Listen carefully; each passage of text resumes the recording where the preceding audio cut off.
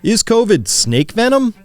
I'm going to give you my view of a documentary called Watch the Water. Come on, let's go take a look.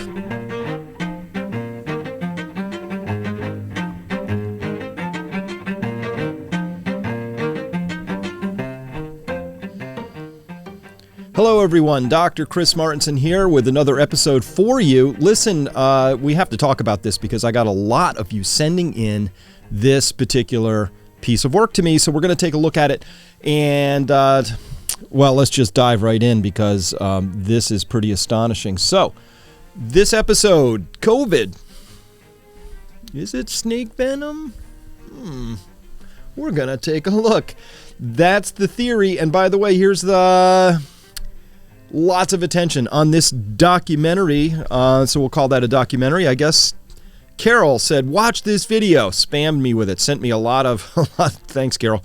A lot of people sent this though, said, watch the water. Why do symptoms of snake venom poisoning seem to match COVID? Interesting hypothesis. We're going to take this apart and look at it very, very carefully because extraordinary claims require extraordinary evidence, but most importantly, I love science. I care about science. I'm going to show you how I think and how I put stuff together so that you can see, hopefully, for yourself, whether you can trust this or not. Because the whole point of everything here is to make sure that we are trusting ourselves. I know. There's a lot of people out there who want us to just trust the federal government. I get it, but I really don't. Because I don't trust people in positions of authority who got there without necessarily being the right people for the job or having proved themselves in any other sorts of ways. It's kind of like, the Federal Reserve. It's entirely composed of people who've never had a job practically. I mean, practically entirely composed. Most of them have never had a job, and they're in charge of the whole economy. They've never had a P&L. They haven't worried about employees. It's kind of weird, right? So this is really important that we don't take anybody's word. The federal government, me, these people we're about to look at, I want you to trust yourself. If something doesn't seem right, it isn't. And by the way, there's some things about this documentary that I think could be quite damaging to the people who pick up the storyline and run with it. And by damaging, I mean socially damaging, credibility damaging, things like that. So let's go take a look. RFK Jr. said, while it's true there is some overlap between the effects of poisonous peptides present in some snake venom and those of SARS-CoV-2 spike protein, claiming COVID is ultimately derived from snake venom is a poorly substantiated hypothesis. He's being, I think, kind in this case. So here's the documentary. The reason I care, the reason I care is because it has practically 3 million views, despite just being published on April 11th. So that's a very successful piece of work right there. There's the link for it down below. Of course, we always put the links down in the show notes down below so you can click stuff, follow it yourself. This is on Rumble. Obviously, this is on the Stu Peters network. He has a channel over there on Rumble. I say obviously because it's not going to be on YouTube. And by the way, I'm not going to actually be playing clips from this. I actually took the time to transcribe word for word parts of this show because I didn't want to run afoul of any copyright or anything like that. I want to make sure that this comes out and doesn't get taken down. So at any rate, live world premiere on April 11th, 3 million views already. What are the claims? Now, here's the thing. This Dr. Brian Ardis, A-R-D-I-S, it starts really strong because he's been a big critic of Remdesivir. I'm a big critic of Remdesivir. The initial studies for it, they changed the endpoints to try and find something that sort of looked like it worked. If you squinted at it for long enough, it doesn't work. In fact, good evidence to suggest that when you give Remdesivir to severely ill people, you harm them, not help them. So he starts out strong with that, and I totally disagree with giving Remdesivir as well to children, infants even, which is now what it's been approved for. So it starts strong, okay? Now, here's the things that makes things like this difficult is when truth and fiction sort of get merged together. If that ever happens, it gets harder and harder to separate those two things. That's why I work so hard to bring you verifiable facts. If they change, hey, I'll change too. Okay, so let's dive right in then. Right here, statement 1 at about the 18-minute mark, Dr. Ardis says, quote, I wanted to know, What is antivenom?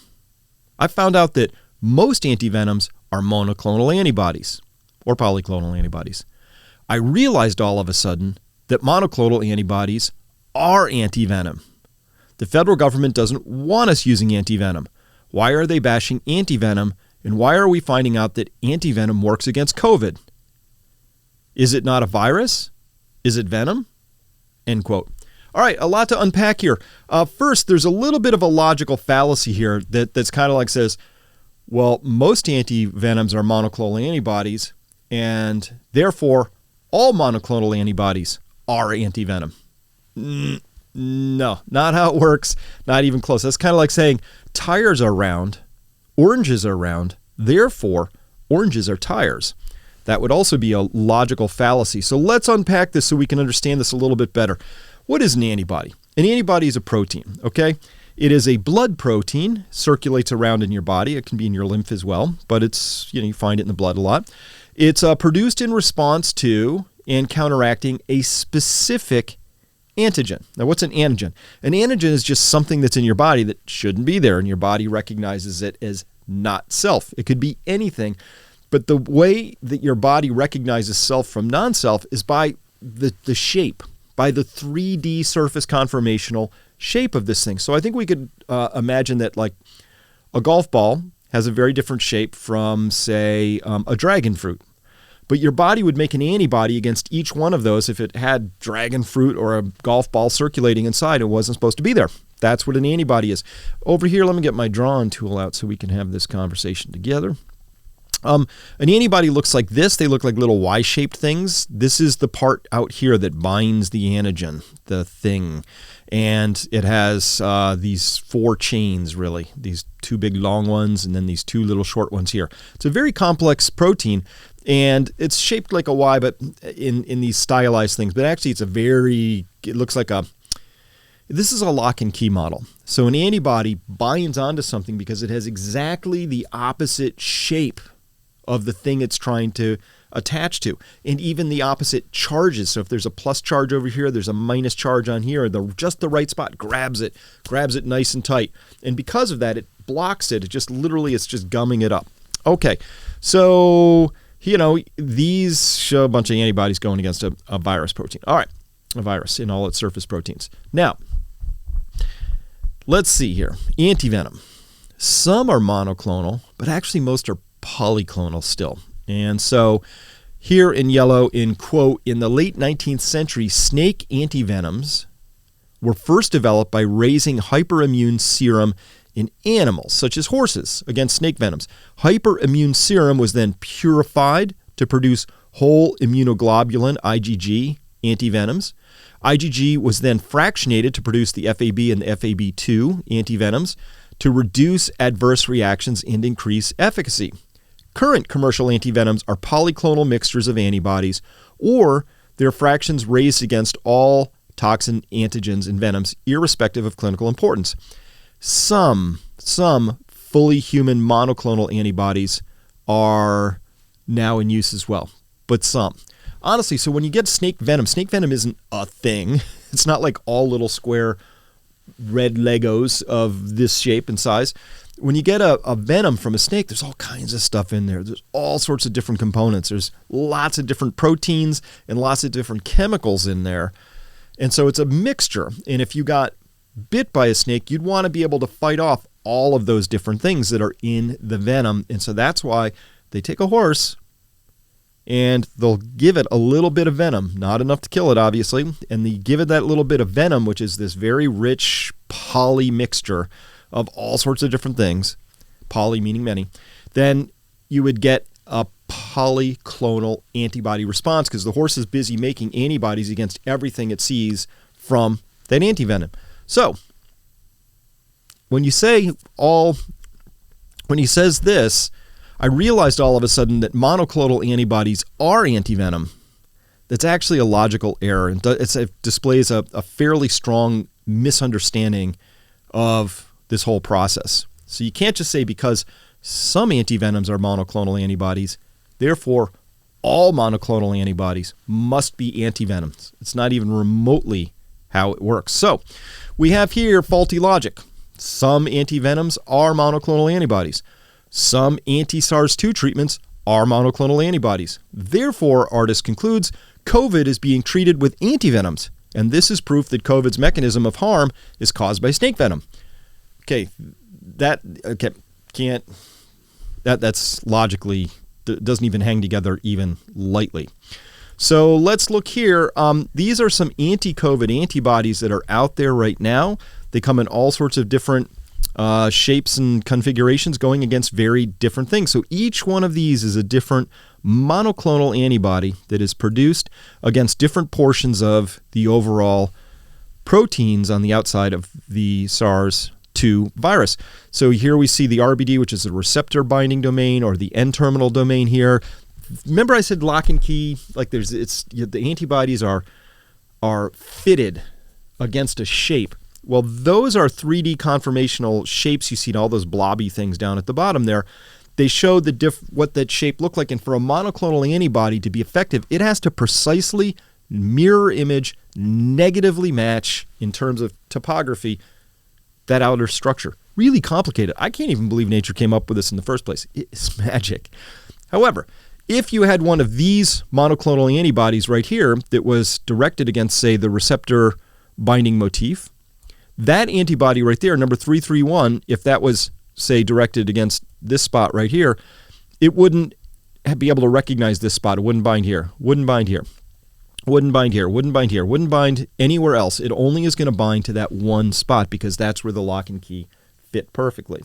So there are lots and lots and lots of different monoclonal antibodies. And by mono, we mean singular. A monoclonal antibody only has one version. So if we produced all of these antibodies, we would be producing a polyclonal antibody response. Poly, many different clones. Monoclonal, by contrast, would be just one of these.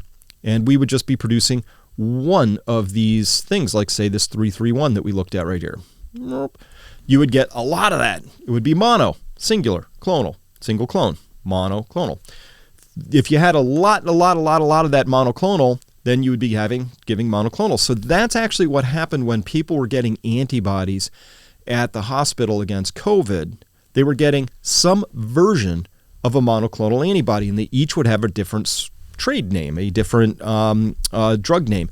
So Sovitramab or something like that, that would be a monoclonal, and it would be directed against one of these things right here. Now, the chance that this monoclonal would both detect one portion of the spike protein and any given portion of a snake venom is pretty much zero. Monoclonal antibodies are highly specific for one thing. That's what they do. All right. Hey, you know what? We're going to be right back. I have very fortunate to have sponsors of this program. Today we're going to hear from today's sponsor, Secure, and we'll be right back after this 1-minute message. Thanks. And now a word from the sponsor of today's program, Secure, spelled S-E-K-U-R.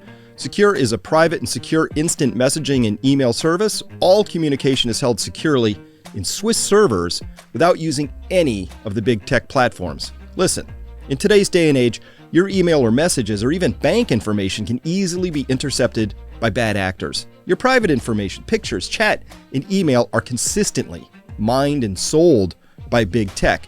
Look, when you use a free product, you are the product. Secure never mines your data and never asks for your phone number. You can easily and securely communicate with both secure users and non-secure users alike, allowing you to send completely secure emails to your doctor, your banker, your lawyer, or anybody else. You can even set a time to destruct the message. Even your internet provider can't peek in on your emails. Secure is your solution to stop the constant theft of your digital identity, and it costs only $5 a month for the Messenger or $10 per month for the Messenger and email package. Go to secure.com and take back your privacy today. That's SEKUR.com. Peak Insiders get 25% off, or if you're not an insider, the promo code PEAK15 gets you a limited time 15% off. All right, welcome back to the program. Let's carry on and go here. So, polyclonals. Polyclonal antibodies are a mixture of monoclonals. That's all it is. So when we say polyclonal, again, it's just a mixture. Hey, here they're producing polyclonals in a goat. So an animal, such as a goat or rabbit, injected with an immunogen plus an adjuvant, which an adjuvant is just something that makes your immune system go, whoa, invaders, fires it up, gets a little spunky, and goes out and attacks. Then they give booster injections every few weeks, and then they take the blood out, and then they separate out the plasma component, which has all of the antibodies in it, and that serum. And then, look, this is supposed to look, these are polyclonals. So you got a pinkish one, a blue one, a black one, a brown one, etc. So that's what a polyclonal is. Now let's return back to this. Artis at minute 19 and 18 seconds, quote, said, I'm sitting there realizing that monoclonal antibodies are antivenoms. And I immediately revert back to, in my own head, I'm not trusting anything the NIH, FDA, or CDC says. Is our federal health agencies, are they recommending monoclonal antibodies for COVID-19? No, they're not. They've been bad-mouthing monoclonal antibodies this whole time. Okay, end quote. So first, when he says, I'm sitting there realizing that monoclonal antibodies are antivenoms, right before this, he said he went online and did some research. I'm worried that this is going to be used as an example of, do your own research. See how it goes wrong? See how it goes bad for you? Not if you do it right. If you do your own research, it's actually pretty powerful and works out really, really well. And then there's this idea of saying, no, they're not. They've been bad-mouthing monoclonal antibodies this whole time. Actually, antibodies use in treating COVID has got a long history, and the first thing that we should note is that they tried a polyclonal mixture. This is called convalescent plasma. Somebody's had COVID, they've recovered, they take their plasma, just like this, just take this one, just take the goat out, and imagine it's a human, and the human's been exposed to COVID, do the same thing, same process. Pull the blood out, fractionate it, take the serum or the plasma, and then you have to take that polyclonal. That's called convalescent plasma in this case, if this goat was a human and the human had COVID. That convalescent plasma, they tried that. That didn't work that well. It really didn't have that strong of a track record. Don't know why. But then various monoclonal antibodies came along, and they were frontline therapy for the alpha, the beta, the delta. I'm not sure about the gamma variants, but all of those, they absolutely worked really, really well. So let's look at this very quickly. And so lately, though, they've pulled several of those monoclonals off, saying, listen, they're very, very expensive. But they said here, and by the way, I really don't, I'm with Dr. Artis on this. I don't trust the NIH COVID treatment guideline panel. I just don't. However, they say here an independent panel of national experts recently recommended against the use of bamlanivimab and atezolizumab administered together, and REGEN-COV, casirivimab, and Antivenom because of markedly reduced activity against the Omicron variant, and because real-time testing to identify rare non-Omicron variants is not routinely available. So if you could test somebody and you find out they didn't have Omicron, they had alpha, beta, delta, you would still give these things to them because they did work. Now, against Omicron, they don't work. Why not? Because the spike protein of Omicron is so radically different that if you had an antibody here that was a monoclonal that was directed against a very specific shape on alpha, beta, gamma, delta, it probably isn't going to work against Omicron because Omicron is that different. Again, my favorite hypothesis, Omicron is not a natural variant. It too came from a lab, possibly released on purpose in a white hat operation. That's my most favorite hope that there's somebody good out there still trying to help. But it's very clear that Omicron has nothing, its spike protein is so radically different that it kind of makes sense. I'm not surprised, I should say. Not that it makes sense, but I'm not surprised to find out that monoclonal antibodies directed against the legacy COVID variants really doesn't work against the Omicron variants. So that's what they found, and they said, wow, this stuff really isn't working. Markedly reduced activity against the Omicron variant. So that's what they're saying, and so they just pulled them. However, it is a fact that a monoclonal is still recommended. So I just pulled the NIH COVID treatment guidelines down just to be sure about this. Pulled this yesterday on 4/18. Today's 4/19. They say here in their summary recommendations, anti-SARS-CoV-2 monoclonal antibodies for the treatment of COVID-19, and they are still recommending Sotrovimab, administered as soon as possible. This stuff, Sotrovimab, still seems to work against Omicron, against all the other variants. It works. However, they yanked these other ones for not working. Why? Because all we have is Omicron. That baby took off, went through, bumped out, nudged out all the other variants. And so really, this is an Omicron nation. It's an Omicron world now. It took over. And so they are still recommending at least Sotrovimab. Now, how does that contrast with this? No, they're not. They've been bad-mouthing monoclonal antibodies this whole time. Well, no, that's not actually true. So we have a second logical faulty thing. The government has blocked Baz. Look at that. Look at that typo right there. I hate those things. So it says here the government has, much better, blocked some effective treatments. That's true. That's absolutely true. That's the truth part. It gets blended now with the part that's not true, which is, therefore, everything the government blocks must be an effective treatment. That's carrying it just a little bit too far. And in this case, it's actually wrong. No, they have not been bad-mouthing monoclonal antibodies. In fact, those were frontline treatment as long as we had the earlier variants. Now, could we develop new monoclonal antibodies against Omicron? Absolutely. Are we? Doubt it. Because, well, let's just be honest. Omicron, for most people, it's basically a cold. And so we do have other treatments for it. So I don't know that anybody's going to make monoclonals. Probably somebody will. But right now we don't have them. Sotrovimab still seems to work kind of because it probably targets a part of the spike protein that's common and hasn't changed all that much between SARS-CoV-2, alpha, beta, gamma, delta, and the Omicron. All right, carrying on. Let's go here. Artist then goes on at about minute 22:23, quote, if it's true that COVID could actually be snake venom, and how I got there was they don't support the use of antivenom called monoclonal antibodies because they work. The easiest way to figure that out is, has that been fact-checked?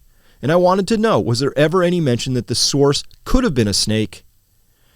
So the argument he's making here, end quote, the argument he's making here is that the fact-checkers kept saying, no, it wasn't snakes. So there must have been some truth to that, and so therefore this is the right place to look. So this is the logical argument of saying, because somebody doesn't want me looking somewhere, I think I should look there. Now, I agree with that. It goes too far to say, because somebody doesn't want me to look somewhere, that must be the truth over there. My superpower is I can tell non-truth. I can detect BS like that. I don't know what the truth is. It's ever-changing. The older I get, the less I know, for sure. It's not, this is a very strong declarative sort of a jump to make. I can't quite follow it all the way there. But let's go into this fact-checking around snakes and all of that. Minute 22:23 in this documentary. Watch the Water. Artist says, quote, in January 2020, the scientists inside of China said, this can't be from these bats because these bats hibernate in the winter. And when they did genetic sequences from the antibodies in the people who were sick in Wuhan, they found that their genetic sequence was not like most bats.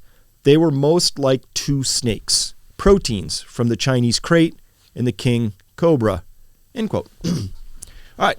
Again, lots to unpack in just a few sentences here.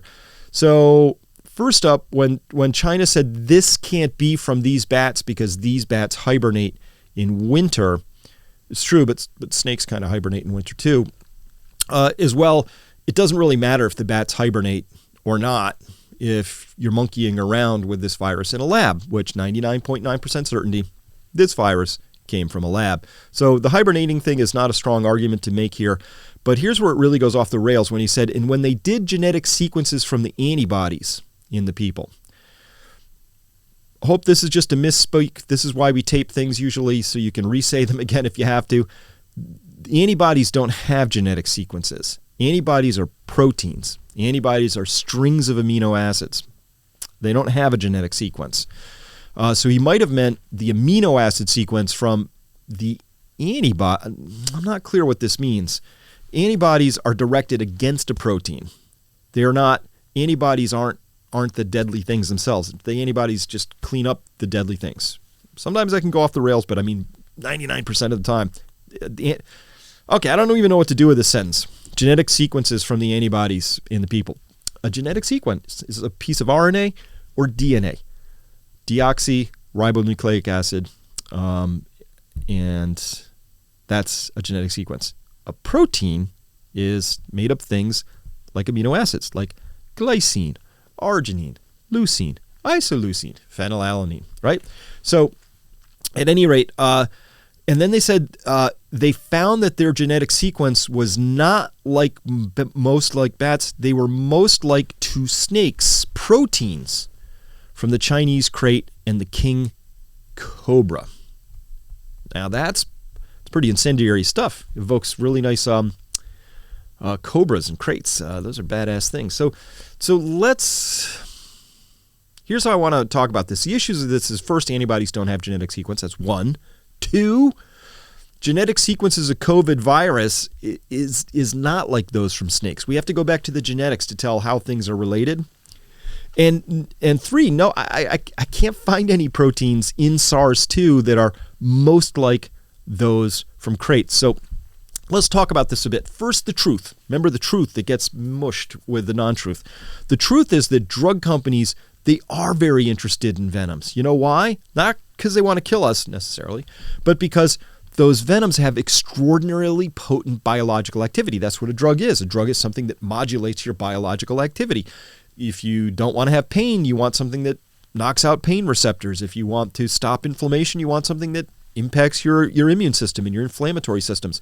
So a lot of effort has gone into, so by the way, nature's been busy figuring this stuff out for a long time, right? Like, penicillin is from a bacterium that figured out, from a mold that figured out how to inhibit bacterial growth, because those two have been in competition for 1 billion years probably, right? And so they've worked out some really cool molecular, if not chemical, means of interacting with each other.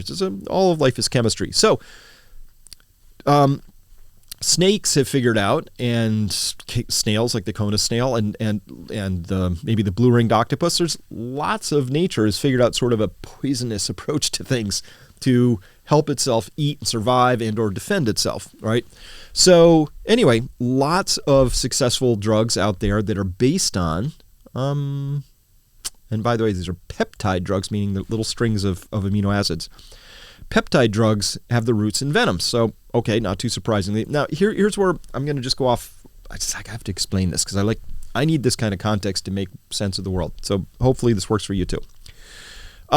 Sickle cell anemia, you've probably heard, is a condition where there is a genetic defect in the coding for the peptide, for the protein, for hemoglobin. Now, if you have the correct form of hemoglobin, your blood cells look like this. And if you have the wrong form, it looks like this. They look like sickles, little curved things under microscopes back in the day. So they called it sickle cell anemia. And that happens because in the genetic code, there is one, this is the DNA sequence is this one right here. And here's the one that is for sickle cell anemia. And what happens is this GAG ends up coding for glutamic acid. It got turned into a valine because the two strings got flipped or inverted. So you see it went CTC and then GAG. Now it goes CAC, GTG.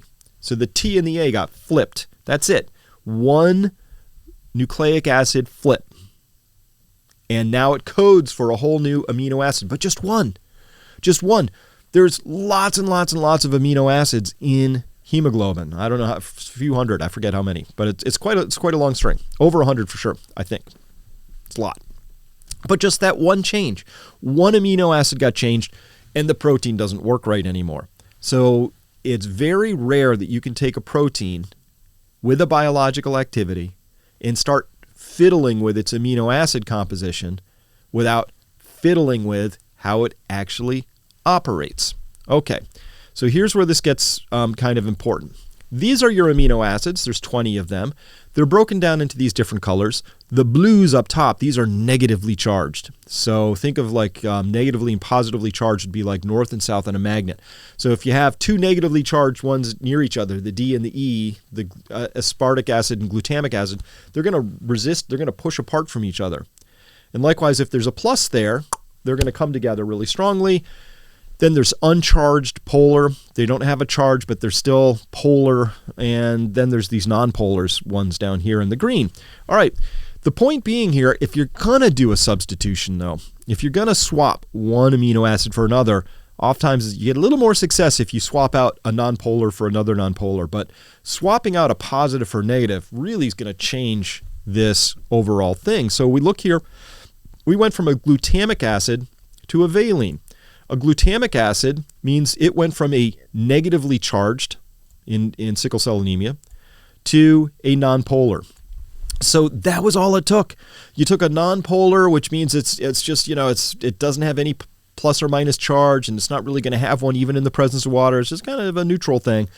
And we took one of those and swapped it out for something that was polar and was negatively charged. So what happens when we took one amino acid and flopped it out? Well, you went from normal, healthy, functioning hemoglobin to sickle cell anemia, and because the protein doesn't really quite work right anymore. Okay? All right. So, trust me, I'm going somewhere with this. So, snake venom, these amino acids, they're very, very highly conserved. So here we've got we've got all these different cobras and crates and all these different types of snakes down here, and look at the sequence alignment. Those are amino acids: K, R, F, KK, FF, KK. Look at the sequence alignment. See how highly conserved this is? Anywhere where you see constant color going up and down, that means you don't have to read too carefully.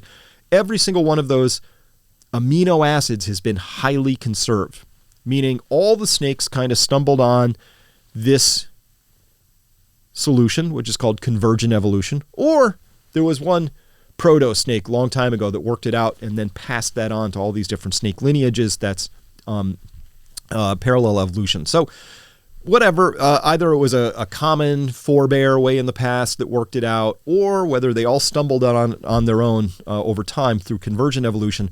The point is that look at how highly conserved, meaning there's not a lot of swap outs in this particular story. Very, very few. Mainly, it's that one sequence with all the reds and the blues and the greens and the yellow stripes. That just says that if you want a protein to most highly resemble something, it's got to look a lot like this. This is just one peptide sequence, but just showing exactly how close it is. So, all right, now let's look. So here is the S1 protein in COVID. And it has this amino acid sequence, STFKCYGVSP, blah, blah, blah. And here's a neurotoxin that is said, hey, kind of could look like it. This S is the same. This CY is the same. This S is the same here. And this ND is the same here. But look at the things that aren't the same. We have an F here that got turned into a Y. We got a K that got turned into an F. And so on. And as you read through this, and here's a second sequence in COVID right here, and here is another neurotoxin that is said kind of looks like it. But now I've taken the time to show you all the positively charged amino acids are now color-coded with red. The negatively charged are color-coded with blue. And then uncharged polar is yellow, and nonpolar is green. Let me remove those. So you can clearly see that even though you squint at this, you can see there's not a lot of conservation between S1 protein 370 starting at the 375 position to 390 and the neurotoxin going from position 41 to 56. There's a little. The S, the CY, the S, the ND.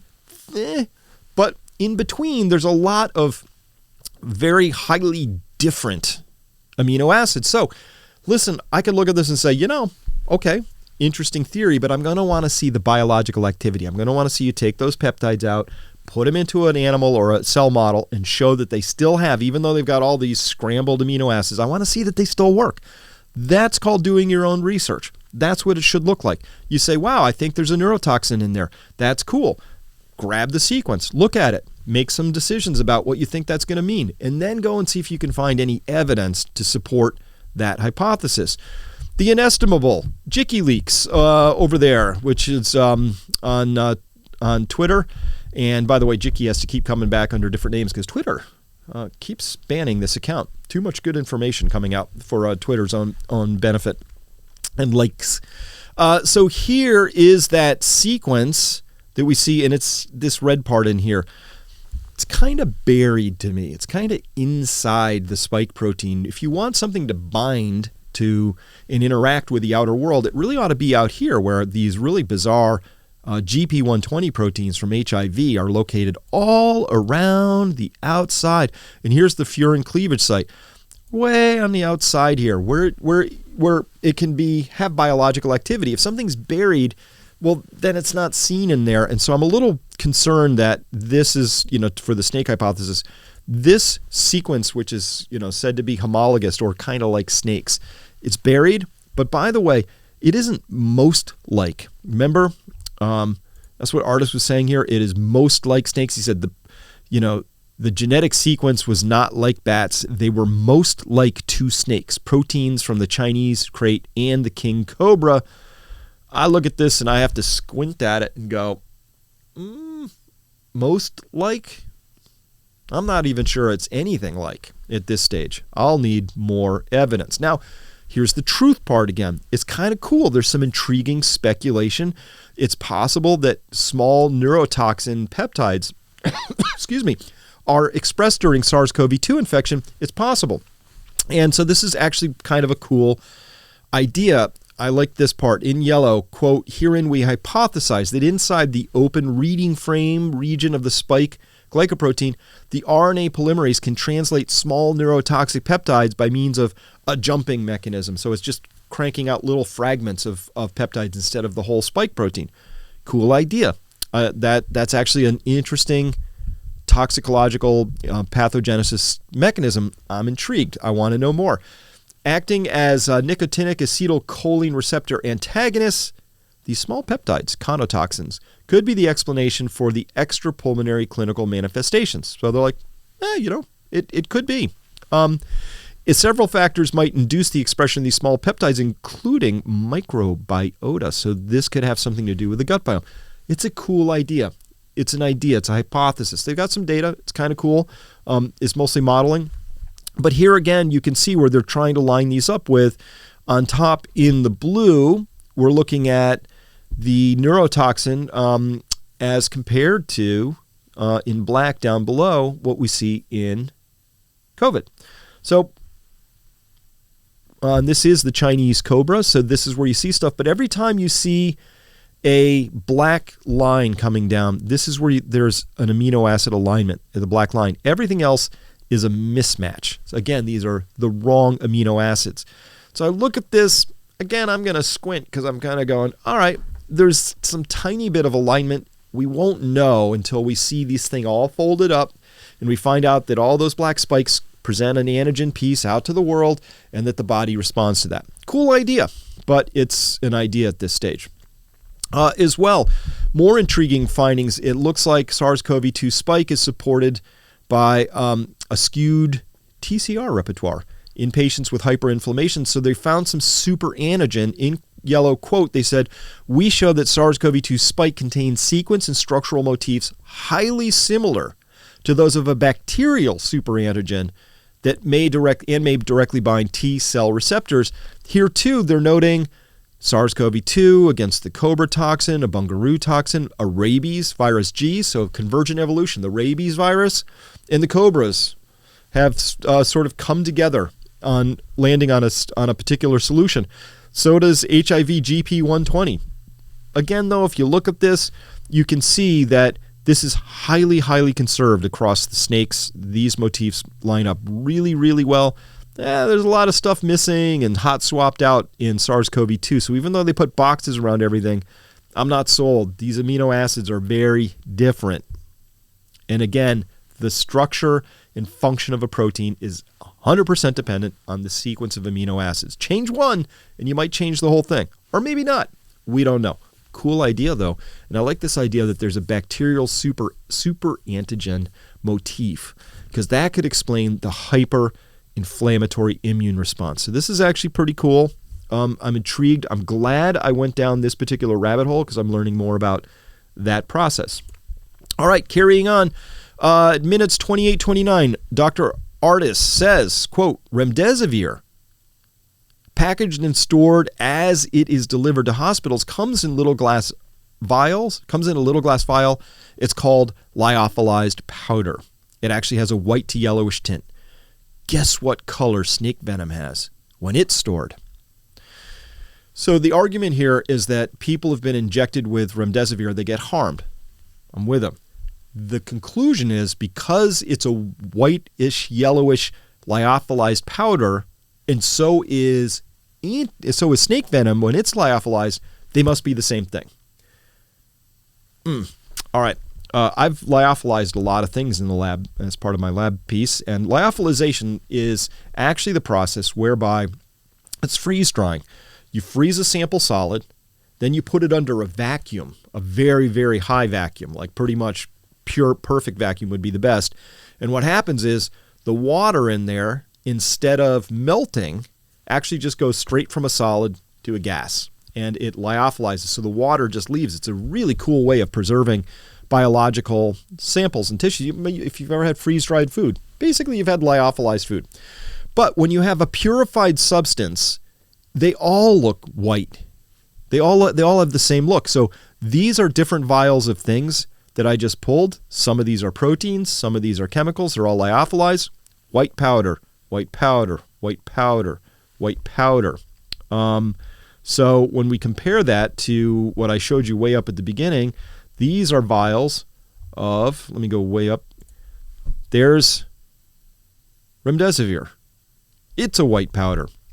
So the fact that remdesivir is a white powder, and so is snake venom when it's lyophilized, that's not even remotely proof of anything, ever. So that's a strange claim. It should have been called out right away. Guess what color snake venom has when it's stored? All right. And then he goes on to say, after that, he says, quote, then to be diluted in sodium chloride or distilled water to be administered in an IV. So he's talking about remdesivir. It's diluted in sodium chloride or distilled water to be administered as an IV. Or if people are buying King Cobra venom lyophilized and they mix it in the same preparation as listed on the fact sheet for remdesivir, to actually take Cobra venom or any other viper venom to inject into horses to make monoclonal antibodies.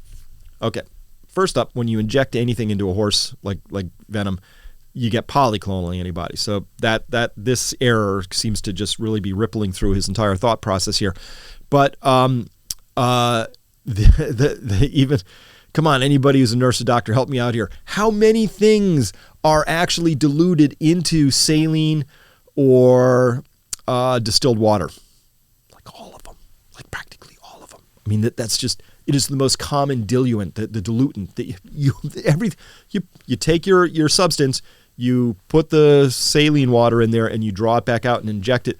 So, but the argument he's making is because this is a lyophilized powder, it must be snake venom. And because we see that the instructions for remdesivir call for it to be reconstituted,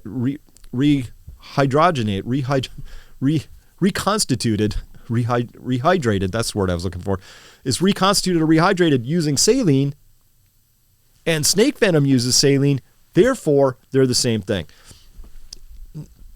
Nah, it doesn't work that way.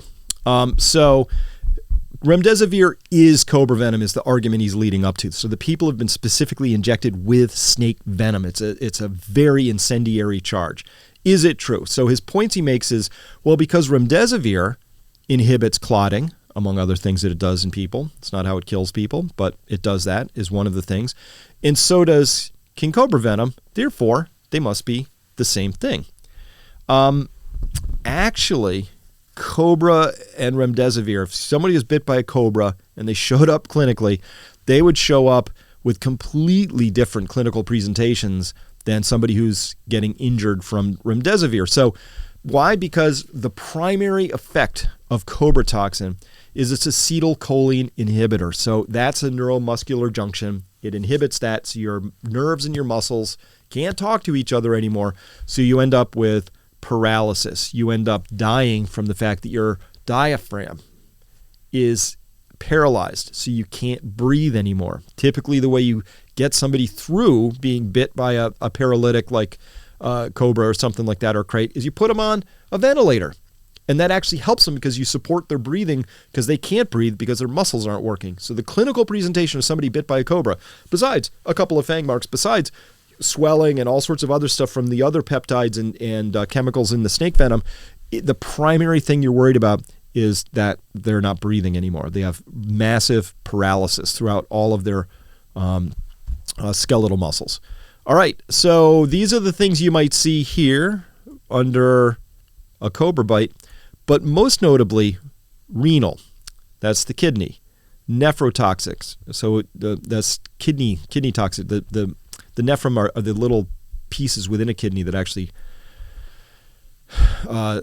filter the blood and create urine, right? So nephrotoxic effects have not been reported with the king cobra. Not been reported. So one of the things that cobra venom does not do is mess up the kidneys. One of the things that Remdesivir most notably does is it causes acute renal failure. As well, it's also hepatotoxic. It hurts the liver. So Remdesivir harms the liver, harms the kidneys, doesn't cause paralysis. Cobra toxin doesn't harm the kidneys, causes paralysis. These are completely different clinical presentations. Completely different. And that should be very easily ascertained. So, and then he says Remdesivir is lyophilized peptides and proteins of king cobra venom. It's a direct quote. Well, then test it. Just get your hands on a vial and test it. Very easy to test if there's a protein versus a chemical compound. Very easy to test the structure of the chemical compound or the sequence of the amino acids in the protein. Just test it. Why not? Okay. It always bothers me when people make these big claims and spend more time making the claims than actually just running the test. It wouldn't be that hard to do. Okay, third claim. An enzyme found in rattlesnake venom is also found in humans suffering from COVID. Sounds compelling. They bring on this expert here. It's an interview on a TV program talking about it. The problem is that the enzyme that's detected elevated in humans is this PLA2-2A. This is actually, this enzyme has remarkable potency towards bacterial membranes, and its induced expression during the course of infections point to a role for this enzyme in the defense of the host against invading pathogens. When your body goes into an inflammatory response, it dumps this enzyme into your blood. Artists made the claim that because they found this enzyme in humans, it must have come from snakes. Snakes have a version of this enzyme. This thing that they quote, though, that doctor down there, very clearly says that the enzymes that they find circulating inside the human body are human versions of the enzyme. It's the human version. So this SPLA2-2A is actually a human version. It's normally released in large quantities during an inflammatory response because the body thinks it's fighting an infection. If there's any bacteria around, this enzyme goes out and chews up their membranes. Okay, so this, but he says very clearly, artist said, want to know how they got there? Speaking of these enzymes, Remdesivir. So now the argument is that the Remdesivir snake venom has these enzymes in it, so these enzymes are being injected into humans in Remdesivir. Now, a lot of people actually died from COVID without getting any Remdesivir in the first place. How'd that happen? So that's another hole in this particular story. All right, so the conclusions for this particular episode, listen, there are just too many critical scientific errors in this documentary, Watch the Water. Not all monoclonals are antivenom, right? Lots of lyophilized powders are white and or yellowish. Many things are diluted in saline. The clinical presentation of snake venom victims and remdesivir are completely different. Human enzymes were confused with snake versions. Basic difference between proteins and genetic sequences was mangled.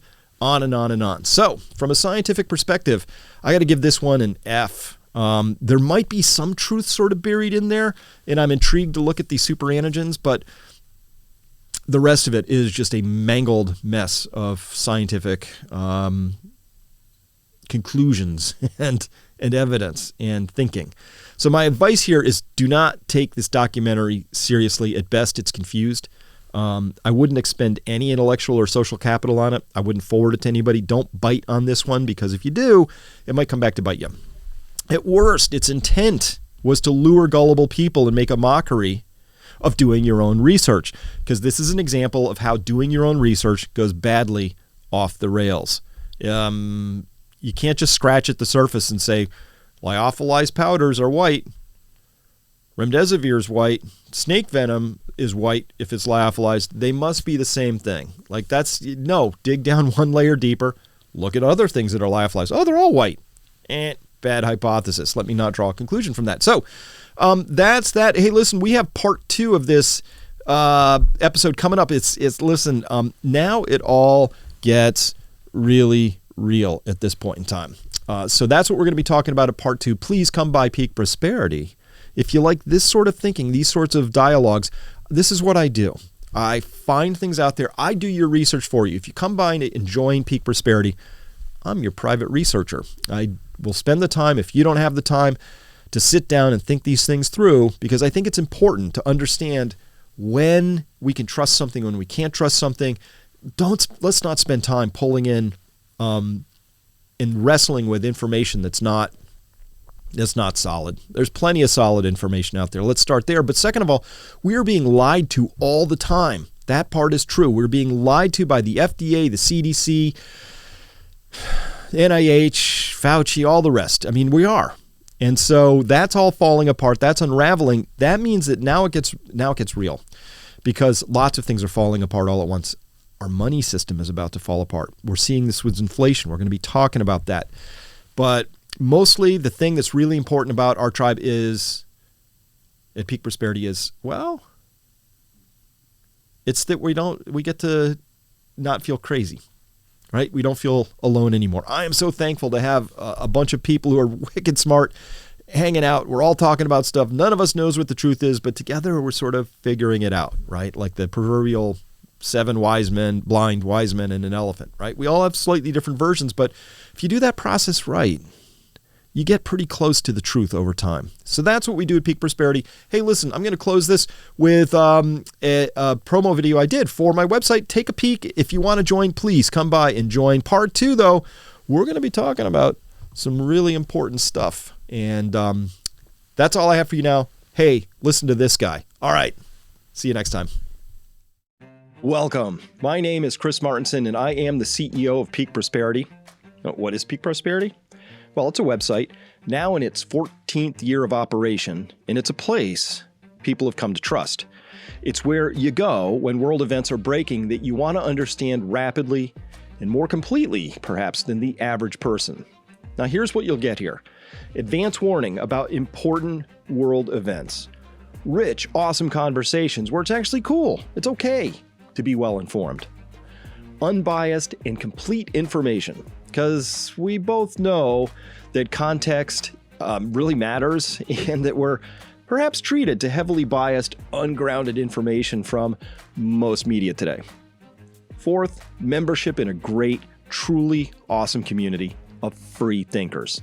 You will no longer feel alone or isolated, because the world is a complex and nuanced and wonderful and fascinating place, and it's okay to talk about that. Listen, if you like being early to the huge unfolding events of your life, and you know that you have an important role to play in how the future unfolds, then you are hereby cordially invited to join this site.